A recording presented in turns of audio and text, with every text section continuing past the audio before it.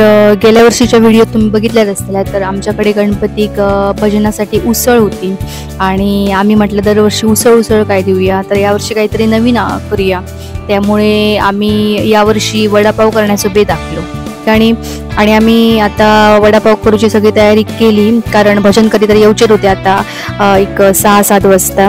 त्यामुळे आम्ही जेवल्यानंतर 3 वाजल्यापासून वडापाव करूची तयारी सुरू केली, कारण ते भजन एक 7:30 वाजेपर्यंत आटोपल्यानंतर 7:30 ते 8 वाजता त्यांना मेळा होय. तर हडे आता आमचा समीक्षा काम करून करून थकला आणि म्हणाक लागला मी आता बसते. तर मी म्हटले बसान जाऊचं नाही, पुढे आमका कामा आहोत, चल पटापट.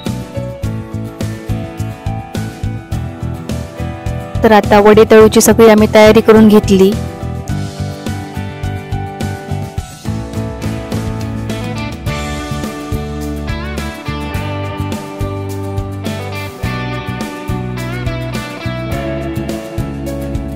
आणि कमेंट करून तुम्ही पण सांगा, तुम्ही पण गणपती भजनाच्या वेळी काय काय करतात, कोणकोणते स्पेशल मेन्यू करतात.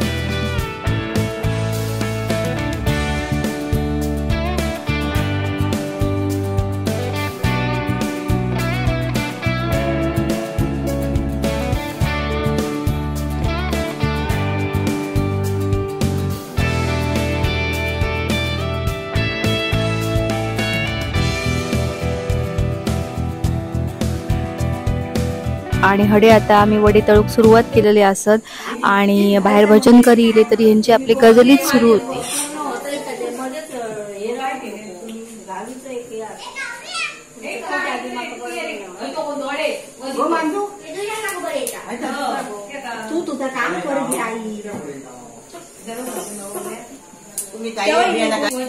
झामुक येत बघ जर चायचा काय तर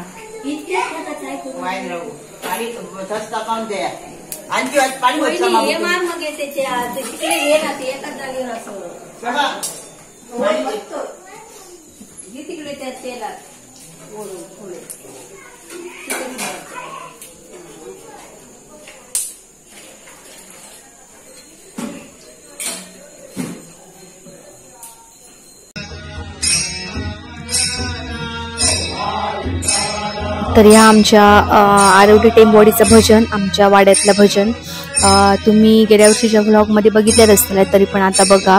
आणि खूप लांबून लांबून या भजनासाठी आमंत्रण येत असतं.